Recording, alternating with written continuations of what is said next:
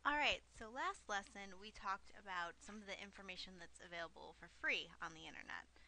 And I mentioned the deep web and password protected information. So that's what we're going to talk about this time. We're going to go into some library databases, which is part of the deep web because it's password protected.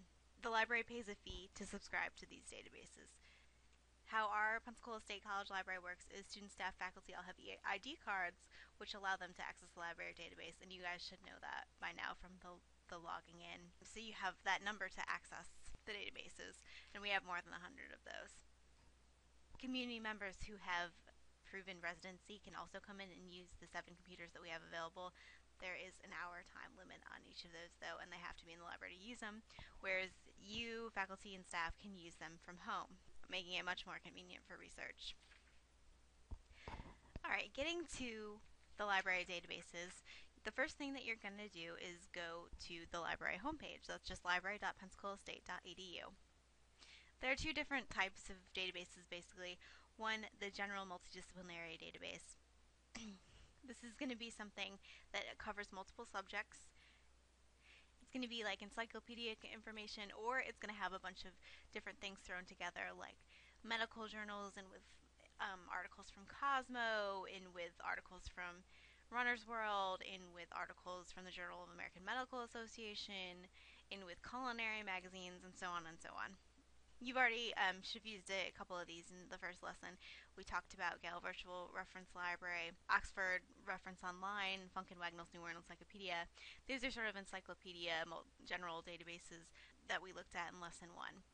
Academic Search Complete is going to be a multidisciplinary database that's going to have stuff, like I mentioned before, from all different types of subjects. It's going to have, biology and English stuff, as well as sociology, running on athletics and culinary. All of those sorts of articles are going to show up together in one place in Academic Search Complete. And that's a really good database to use in college because most every college that you're going to go to will probably have access to it, so you can kind of get familiar with the look and feel, and it provides access to, I think, hundreds of thousands of publications, so it has a lot of stuff in there. The second type of database is a subject-specific database. Each category kind of has its own databases. We have Health and Wellness Resource Center for medical. These are just some examples. Biography and Context for biographies, Art Store for art, Grove Music Online for music, Biological and Agricultural Index Plus for biology. And those are just a couple examples since we have hundreds of databases. You can actually view them by category, and I'm going to show you how to do that now. So to go to the databases, what you're going to do first is go to library.pensacolaState.edu. And what's selected right there is the books and more, which is the catalog. Now that's a combination of both the types of databases. It's specific in that it looks through what we have in the library, like books, but it also includes multiple subjects. And we'll talk about that one in a little bit. The second tab, Articles, searches a particular database, the Academic Search Complete that I was talking about, the multidisciplinary one. But to get a list of the databases to kind of see what you can work with, you're going to go to the Databases tab. The first link right here, Project Starter Databases, that's some that we at the library think are good databases, and it kind of breaks them down multidisciplinary, as well as some that are subject specific. What's best for history, what's best for literature, what's best for biography, and so on. But to see the full list, you're going to go to the databases A through Z link, the second one down there. And you can see all the databases that we have access to, kind of a lot. And these are in alphabetical order.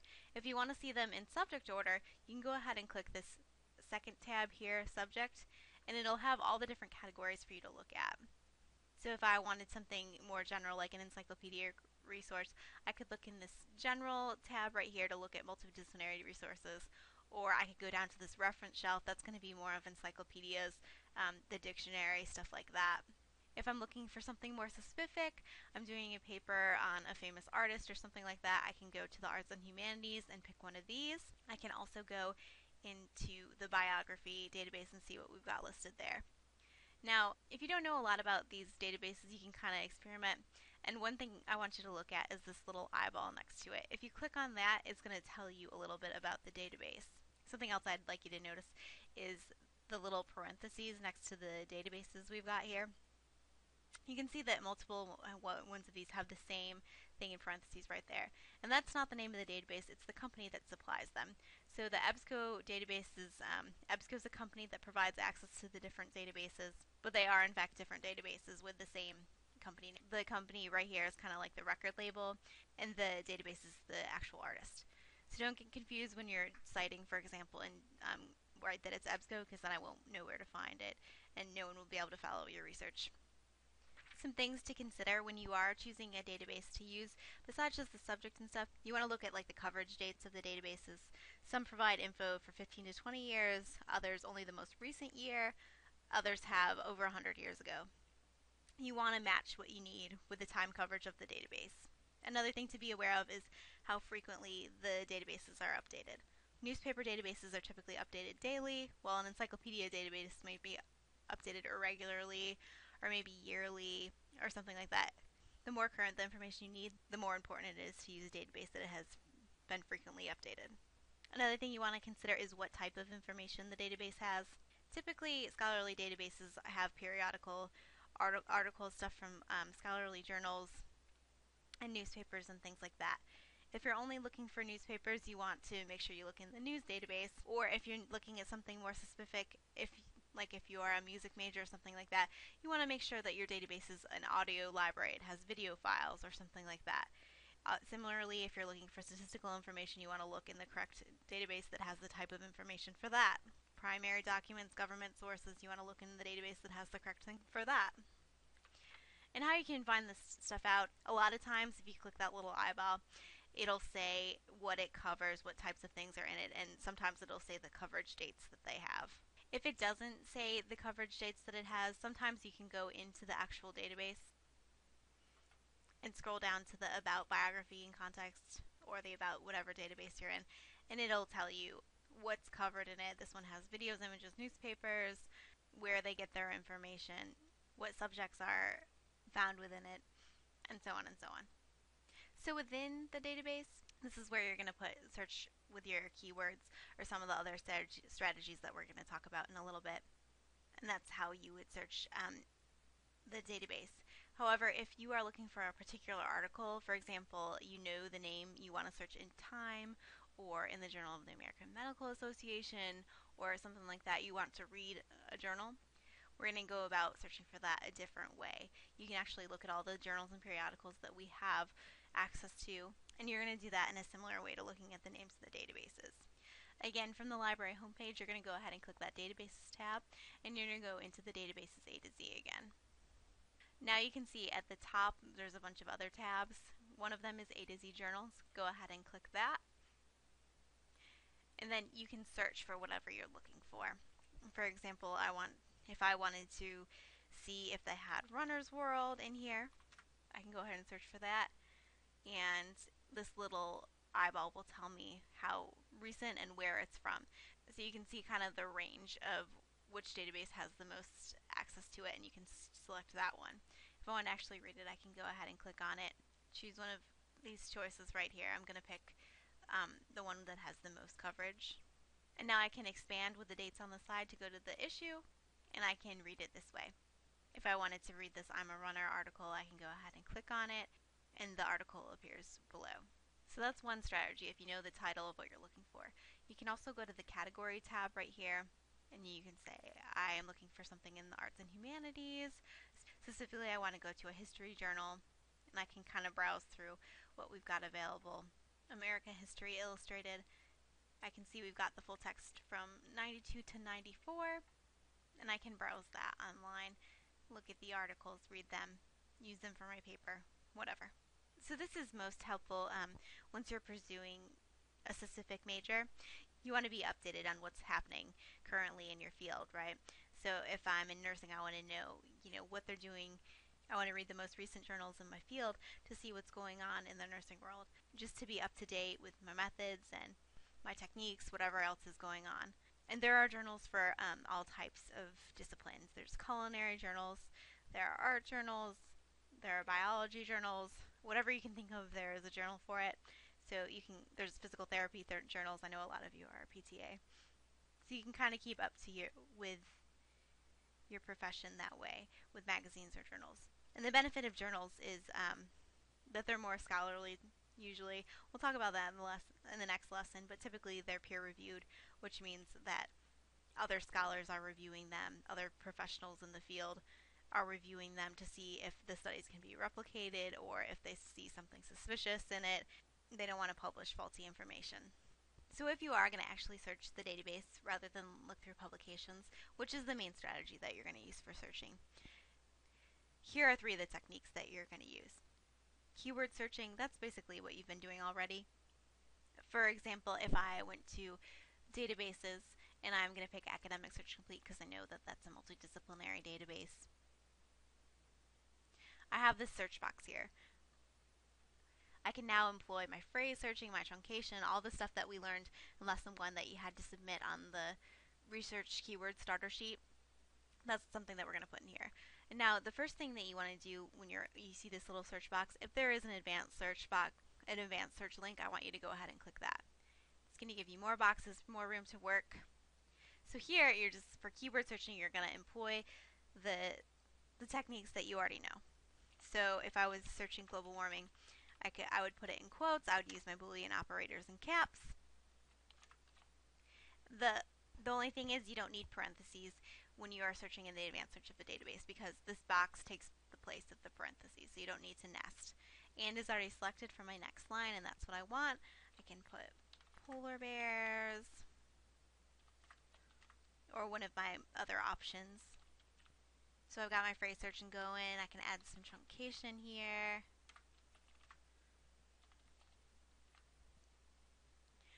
And I will search with my keywords. That's keyword searching. I just want you to know a couple things. In the limit your results, I want you to click full text before you search.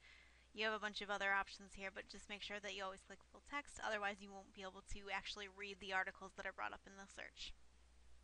So that's keyword searching. Basically what you've already done, coming up with synonyms, using Boolean operators, truncation, phrase searching, all that stuff that you learned in the first lesson. That's the most popular way to search. You're going to use that probably the most.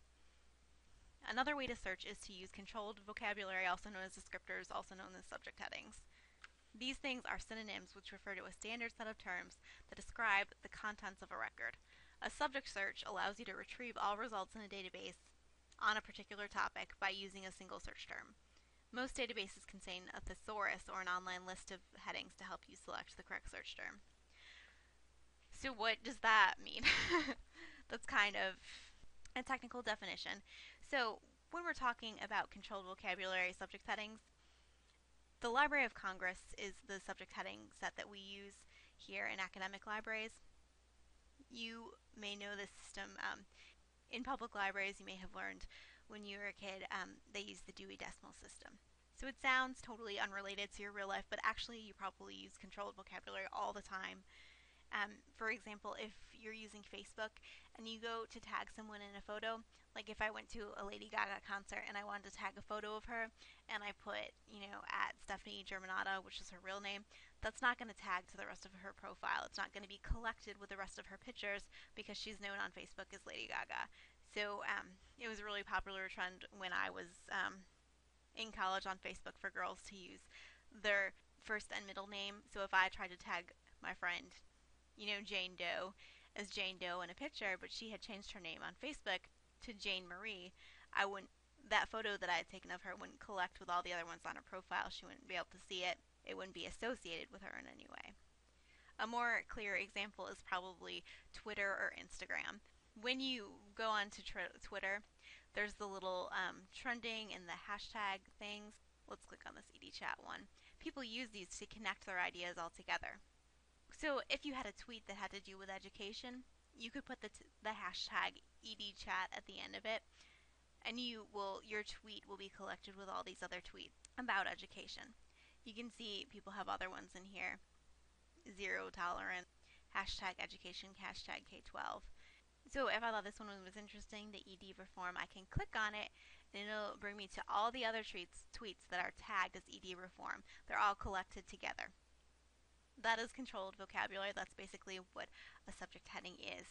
And this is the same thing for Instagram. These are photos hashtagged on Instagram with marathon. If I take a photo, I can hashtag it with marathon.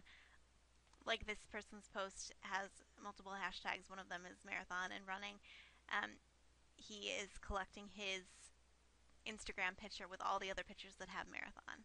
And again, here they're hyperlinked. You can just click on, if I want to see posts about San Francisco, I can click on this, and all the users' posts with San Francisco with the hashtag will come up.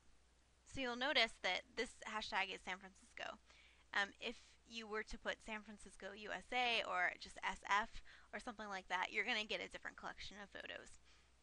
So the controlled vocabulary is important depending on which one it is. So how that applies to research, if I'm looking in the library catalog for a book about World War II, I could search World War II as a keyword and see what kind of comes up for me that way. But the more efficient way to do it is to kind of use that hashtag method. If I know the subject heading, I can change it to subject and write the subject heading in there. But sometimes the subject headings are technical, and our library does not refer to World War II as World War II. And the Library of Congress and all the college libraries in the United States and all the libraries who use the Library of Congress don't refer to World War II as World War II like this. So if I knew the subject heading, I could write it here. So I could look in the details tab on a particular book that looks interesting to me and see what the subject says. So this is like multiple hashtags. Sometimes the subjects will have multiple subjects: World War, influence, history, modern, and those are basically the hashtags of this book, except that this is the official Library of Congress subject heading. So the official Library of Congress heading for World War II is World War, 1939 to 1945. So if I want all the other information on World War II, I can go ahead and click this subject heading right here, and just like the hashtags, it'll bring me to all the books at all 3 campuses on World War II. This is really helpful when you're looking for something more obscure.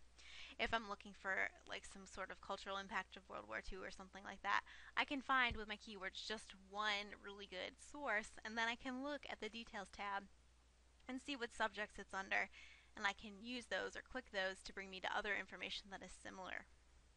So this is searching for books in the library database, but the same goes for those online databases that the library has access to. I could do my whole search with polar bears again, and I can do the same thing as I was just doing in the catalog by looking for other subject headings that are similar. So I can click on this title, and if it looks really good to me, I can look at the subject terms listed here, and I can kind of click on those or use them to find information that's really similar. So I'm looking for climactic changes research or habitat ecology. I can go ahead and just click that, and it'll bring me to all the other articles cross-listed on that, just like clicking a hashtag would bring me to all the other tweets or Instagrams listed under that. Except that now I'm looking at articles or books in the case of the library catalog.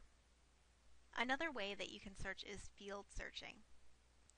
So when articles are put into databases or books are put into a catalog electronically, bibliographic information is stored about them. So the title, the author, how many pages they have, who publishes it, what date it was created, whether it's the 1st or 4th edition, what language it's in, all that sort of stuff. And these are not just put in one giant paragraph, but they are in fields. So one field is the title, one field is the author, one field is the additional author or contributor, another field is the subject, another field is related titles, or the abstract in the case of articles, author affiliations if they're with a certain school, that kind of information. You can see that they're separated in fields for both the database, which indexes the articles, and the library catalog, which indexes books and videos. So one of the things I can do to shorten my search is to search by field.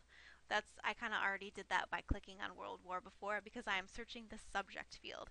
If I only want to search the title field, for example, I can search for Hunger Games. And the benefit of this is it gives me more exactly what I want. If I'm searching for books by Mark Twain, for example, I want to make sure to use that author or creator tab, because lots of stuff was written about Mark Twain. He might be in the title of multiple books that aren't written by him. This way, searching by the specific field, I can make sure that I don't get anything that is just about him. I want him listed in the author field. You can see some of the choices when you're searching for books. If you know the ISBN number, you can search by that. If you're looking for the call number because you kind of wrote just the call number down and not the title, and you went to look for the book and it wasn't there, you can search by the call number. You can also search that way in the database for articles. When you're on that main advanced search page, there's select a field. If you want to leave it just as the keyword search, you're just going to leave it as it is, nothing. You can also go and change it to one of the other fields that is available here: author, title, subject. Those are the most common ones. ISBN number. But you can pick one of these things and limit to just that field when you're searching, so it's more specific. So in this article, I searched all these different keywords. One of my terms, climate change, appears in the title. It also appears in the abstract. It also appears in the author affiliations. So that's multiple places.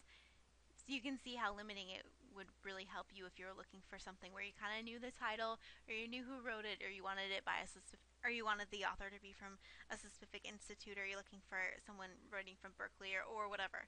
You can kind of use all those different things depending on what you're looking for.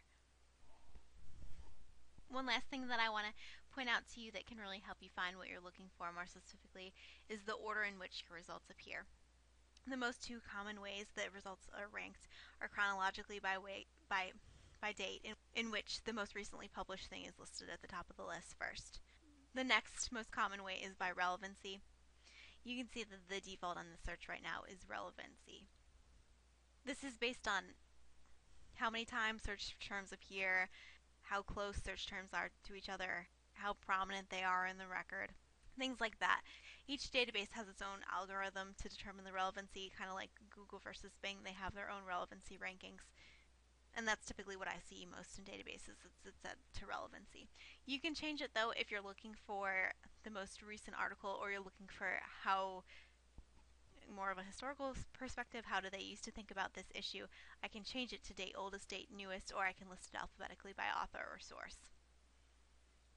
The same goes for the library database, the library catalog.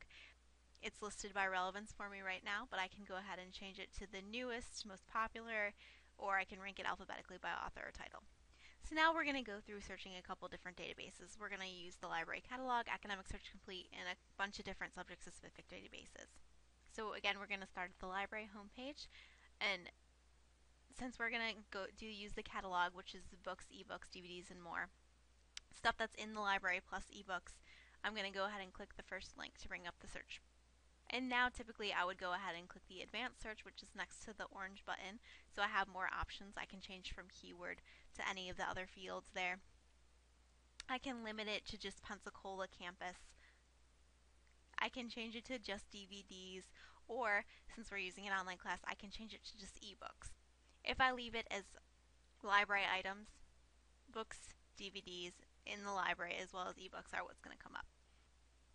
So you can change any of those options. Ebooks is what you would do if you're looking for something for this class, because you can only use online resources since we are in an internet research class. So I could go ahead and type my keywords into the search boxes, and I'm going to use phrase searching, my capital Boolean operators, truncation, and all that sorts of stuff when I'm searching here. And I should mention that and is assumed between these lines, even though it's missing from the little drop-down menu. So if I wanted ebooks, I could change this here, and I could go ahead and click search. So at this point I've only got 3 results. I would change my keywords probably, but if one of these did look good, I'm going to press the details tab, and then I can find out a little more about the book. In the notes or abstract section, I can look at the chapter headings or the description of the book to see if it's something that I want to read. And if it is, I can go ahead and click the View Online link, which will bring me to the book. I can see the table of contents here, and I can go to whatever chapter I'm looking for, or I could go to the full text on the left side. When viewing the full text of a book, it comes up like a PDF, and I can just kind of page through it to see what I'm looking for. I can use the side here to click on whatever section that I'm interested in. I can also use this little search bar on the right hand side. This is the same as Control F. It'll tell me where a specific instance of a word occurs, and I can kind of page through it. It'll tell me what page it's on in the sentence, and it'll bold it for me. And I'm just going to show you briefly how other records that are not ebooks look. So if I was looking for a particular book now, let's look for Fallen. I can change it to title. I can make it search library items, and I can go ahead and search. Okay, so now I have my list of hits. Fallen, this first one by Lauren Kate, is the one that I'm looking for. I think I can click the details tab to kind of read about it and see if it is in fact the right thing. And if it is, I can go to locations to see where I could find it. This particular one says that it's checked out. And if I expand the little tab here, I can see further that it's been lost. So I don't want to place it on hold because it's never coming. However, right below it, I can see that there's a copy at the Pensacola Milton campus. You would think this was Pensacola and Milton campus, but actually the designation goes Pensacola State College at the Milton campus. The second part is the important part. It tells you what campus it's on. So now that I've read the details and I know it's the right book, and I see that it's at the Milton campus but out on the Pensacola campus, what I can do is go ahead and request the item. You'll have to log in to do that. And from here I can change my pickup location. I want them to send it from Milton to Pensacola, so I can go ahead and do that and press hold. And then they'll send the book to me at whatever pickup location I chose, and I'll be able to read the book. If I'm looking for something that I want to read now, I can go ahead when I'm searching for the title or what keywords or whatever you've got, or if you need something that you need to pick up from the library, or if your professor has required you to have a print book and you can't go over to any of the campus and you also can't wait for it to be delivered. It takes about 24 hours for a book to come from another campus. But if your paper is due tomorrow, you can change it so it only searches within the Pensacola campus. So I could choose Pensacola right here, do my search again, and when I click locations I can see that it is at the Pensacola campus. From here, I want to expand, and I can see that it's on shelf, and I can write down this call number right here. And I'll go upstairs to find it in the library.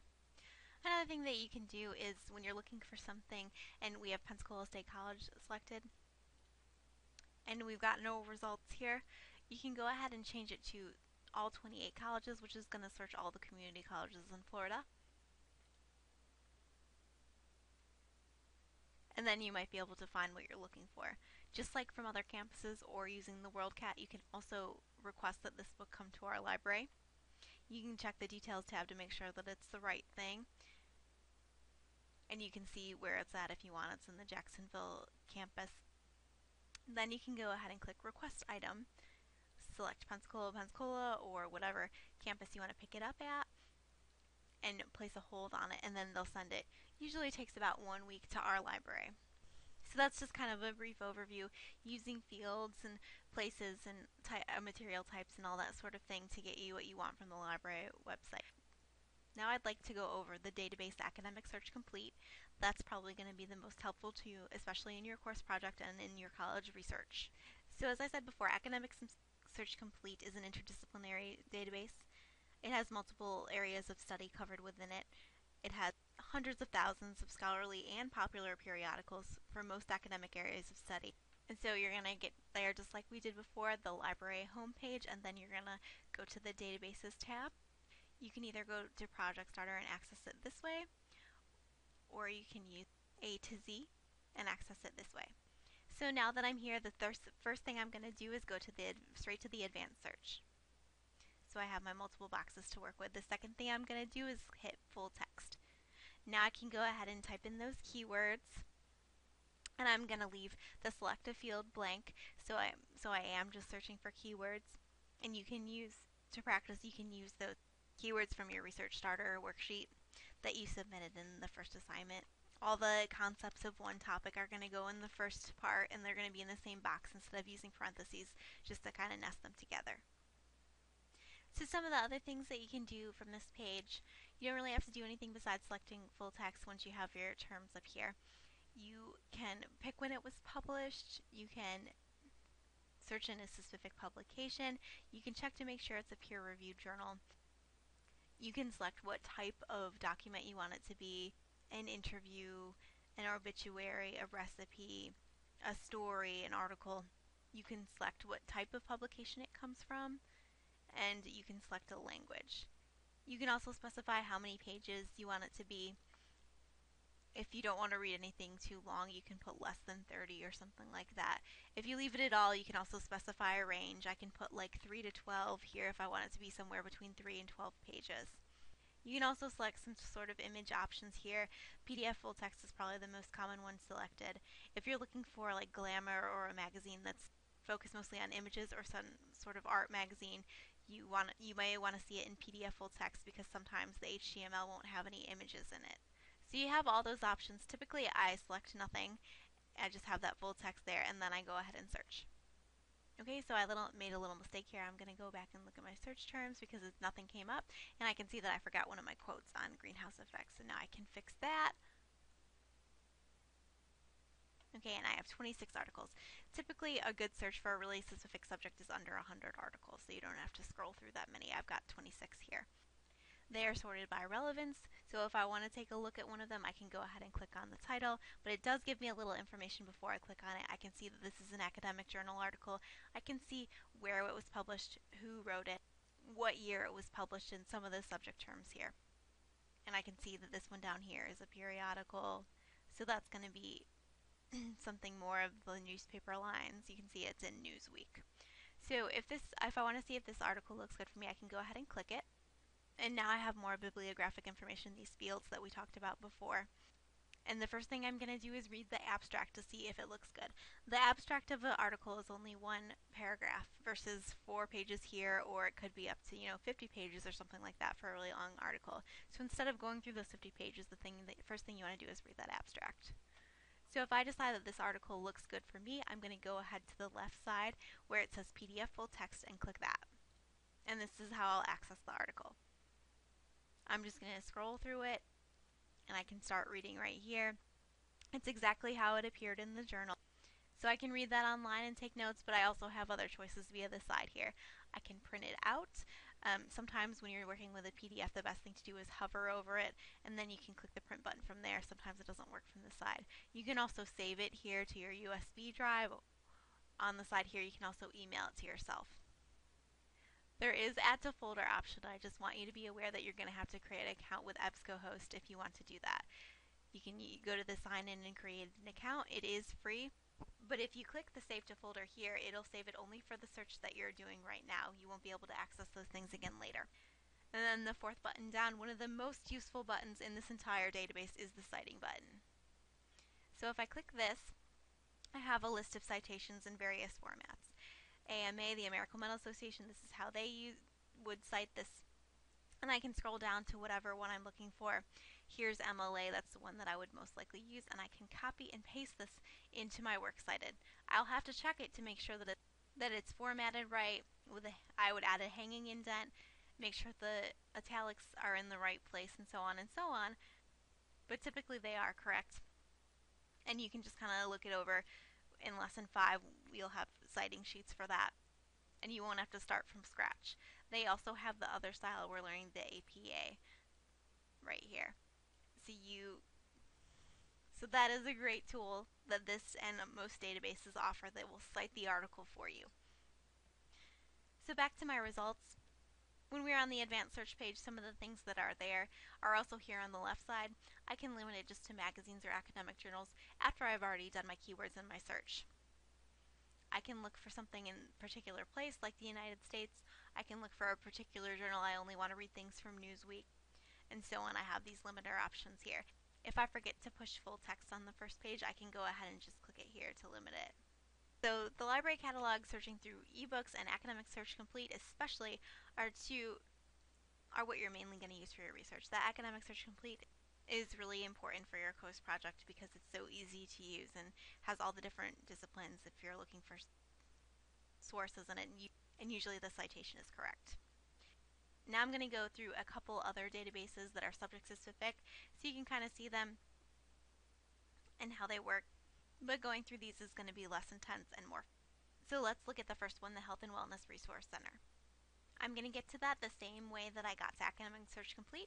I'm going to go to the library homepage, Databases tab, And from there I can either use the A to Z because I know what it's called, or I can go by subject and look under Health and Medicine, Health and Wellness Resource Center from Gale. And I can go ahead and click it from here. So Health and Wellness Resource Center says it is, quote, easy to use interface with access to full-text nursing and allied health journals, encyclopedias, and other reference sources, as well as informational pamphlets. Also includes alternative health suite of resources, end quote.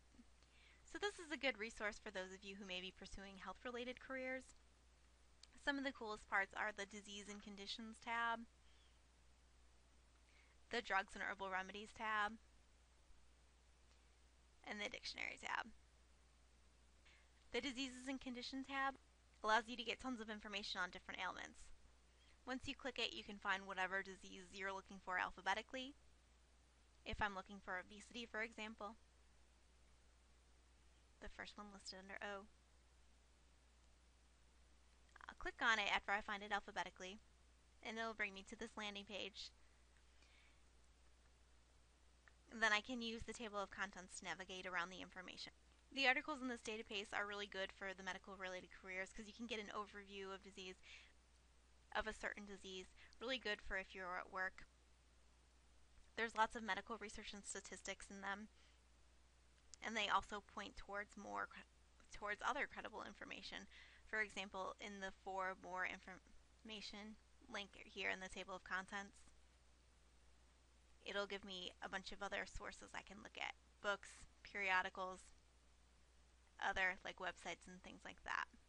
There's also citation information at the top of the page, and I would have to format that in whatever citation I chose. That's coming up in Lesson 5. I can use this information to cite it. Also, I have the option here again of printing it, emailing it, or downloading it to my flash drive, my computer, or downloading it to my flash drive or computer. In the Drugs and Herbal Remedies tab, I have the option to search any drug by its name, the symptoms it causes, or treat. For example, I can do a search for Prozac, and I get a list of many results. There are a bunch of different options here. I'm just going to go ahead and click the first one to see what they say. Okay, so I have a whole long list of drugs here. Ambien and 3A and Ambien CV and Dalmane. So I'm going to use my Control F tip that we learned in the last lesson to search for Prozac to bring me down to the correct spot. Okay, so now I can see a bunch of stuff about Prozac. I can see what's in it. I can see what it's treated for, panic disorder, obsessive compulsive disorder. I can see who it's not recommended for, the precautions you should take, if there's any drug interactions, possible negative side effects, how it's supplied, lots of good information on a particular drug. From that same tab, you can also search by symptoms. Nausea, for example.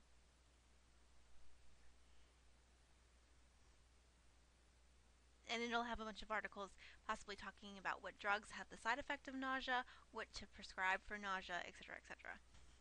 If you're reading a journal article or you're in your textbook or something like that and you don't know a term that they're using, you can use the Dictionary tab here to look for a medical definition of whatever it is. For example, progeria.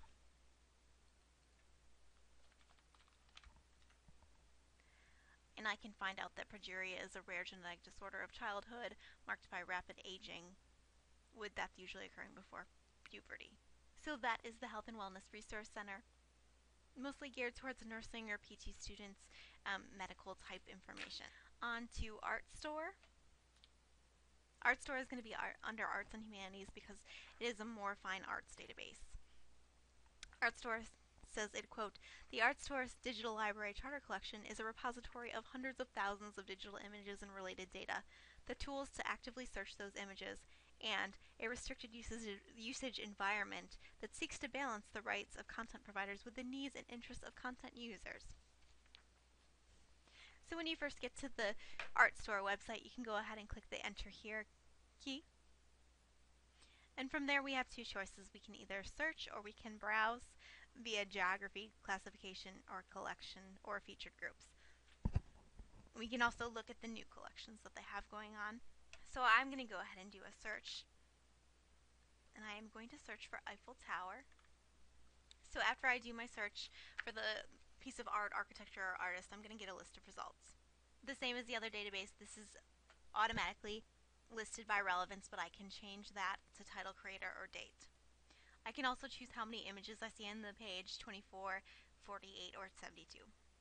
We also have these side choices that we can use to narrow down. You can change the classification type. You can pick it whether you're looking at a photograph, a painting, a film, a drawing, architecture, what have you. You can also narrow by place. You can see where it's located or the maker, where it hangs, by geography right here. You can also limit by date at the top. It will give you a range. You can kind of slide it around, or you can also type in your dates right there. I am looking for the Eiffel Tower as architecture, so I'm going to go ahead and click that to select it. And I can kind of browse through all these images of the Eiffel Tower and look at them. And if I want to look at one closer, I can just go ahead and click on it to select. I'm going to double click. So once the image loads, I have multiple choices here with my buttons at the bottom. I can zoom in or out with the plus and minus sign.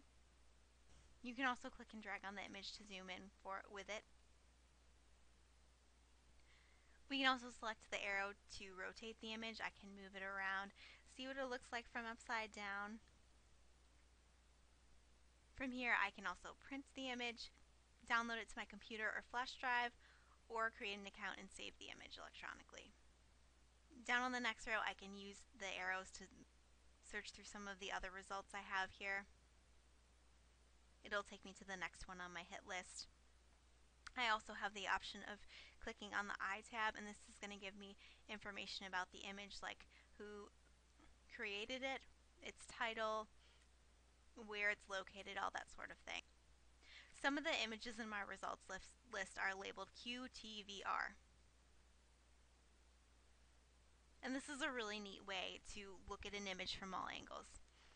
If you click the QTVR button, it'll open up a separate window, and now I can kind of hold down my mouse and look all around the image.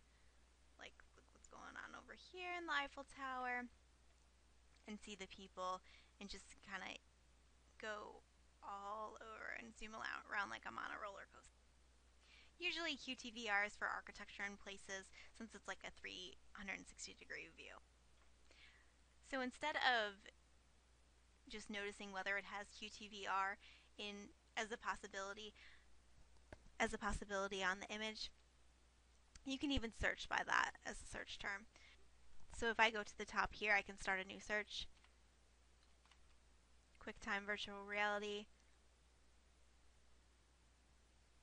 And it'll bring up all the other images that are QTVR for me, so I can kind of see and experience all these other things.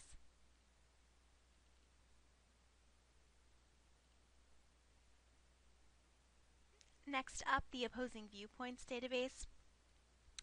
Now this one as a subject is going to be listed under social sciences, but if you didn't know that, you can go ahead and go to alphabetical and scroll down there. So the opposing viewpoints database touches on hot topics that have pro-con sides. This is a fantastic database to use for persuasive speech or an argument paper for English comp. If you need an idea of a topic, right on the main page here, they have some ongoing issues. You can kind of scroll through these features here, or things are separated into category down here. If I'm looking at energy and environmentalism, I might pick nuclear energy, or I can look at carbon offsets. All kinds of suggestions here, and it's not limited to just these in each category. If I'd like, I can go to the category that seems most interesting to me and click View All, and then I can scroll through a plethora of issues. If you are searching for a particular topic, throughout I've kind of been looking for global warming as my example, so I'll just go with that. You can type just the kind of main idea in the search box at the top. This database doesn't work so well in the advanced search with all the different search terms. You kind of want to go to the main landing page, so if you kind of summarize your topic as the main heading, it'll bring you there. So if I start typing global warming, there's an instant feature, so I can go ahead and go down and click on it. It will bring me to the landing page, and I have a lot of information on this page. The first thing up here is the topic overview. I can go ahead and click View More, and that's going to bring me to a sort of Wikipedia-like page where it tells me like where it tells me the whole topic overview of global warming, what's going on with it right now, the basics, possible causes, possible effects, just the gist, basically. Back on my landing page, I have multiple other options once I've kind of familiarized myself with the topic. I can look at viewpoints, feature viewpoints. These are opinion pieces usually written by politicians or someone in the field that are meant to be persuasive. They're arguing a certain side of the pro-con issue. This first article argues that we need to act to prevent global warming, and the second one says that we should not waste resources on global warming. So you can kind of use these to get an idea if you're using an argument paper or persuasive speech. You can get an idea of what your argument might be by what other people are saying. You can kind of give yourself an outline maybe. The next category is academic journals and statistics. Academic journals, statistics, news, and magazines. That's going to be the bulk of what you really write your paper with. Academic journals is obviously the best because it's written by scholars and experts in the field. So you can kind of click on the first one there to just read it, or you can go to the view all to see all the articles that we have there. Statistics, graphs, and tables and stuff like that might help support your argument with numbers.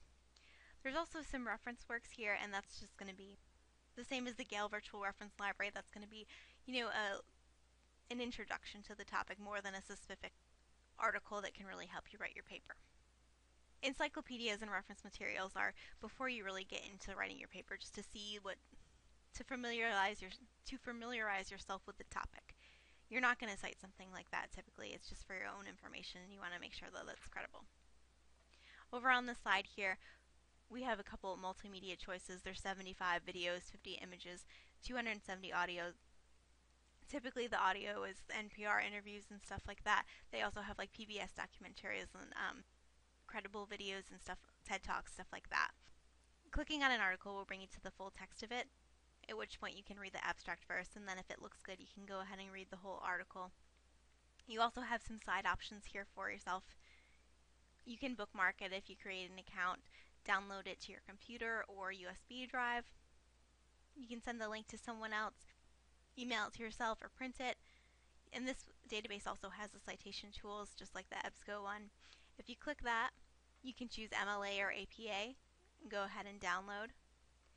At this point, I'm going to press open, and my citation is right here. I can copy and paste that into my Works Cited after checking to make sure that it's correct. The last database I want to show you is called Biography and Context. We can look for that one alphabetically, or obviously it's going to be under the Biography tab. It's by Gale, which is the same vendor as Opposing Viewpoints. It's a great database for researching any person. There are a ton of people in here. You can look at historical figures like Helen Keller, but you can also look at popular people like Kesha.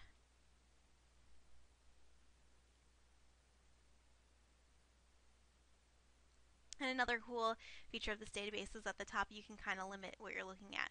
So occupation, if you want to see some of the people who are in a particular occupation that you might be looking for, you can search in the top. And then you'll have a list, and each person it'll tell you their birth and death date, so you can kind of see if they're the right one that you're looking for. And each one will bring you to an article or a landing page about that person.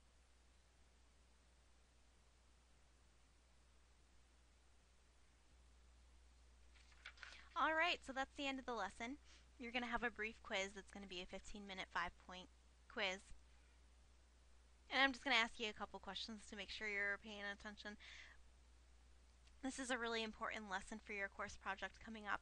Academic Search Complete is a great database to start with for your course project. You already have some search terms, and I suggest from lesson 1 when you did the research keyword worksheet, and I suggest you put those in and kind of look for articles and see how it goes in there for you, and then you can see if you have any questions as well. So this is kind of a long lesson. We went over some database search strategies, how to actually find the databases, what's covered in certain databases and the different kinds of databases, different types of searching within the database, such as subject searching, keyword searching, how to put those Boolean operators, phrase searching, truncation into the boxes for Academic Search Complete and the library catalog. That's the same in every database. in the advanced search. And then we did some example searching in the library catalog, academic search complete, and those subject-specific databases.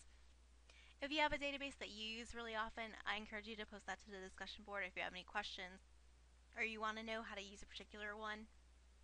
Any questions about academic search complete or the library catalog, go ahead and post that on the discussion board. I know this is a long lesson, but it is probably the most helpful one because using academic search complete and searching in databases is something that you're going to do, that you should be doing for your whole college career, and it'll really help you find good resources when you're doing research.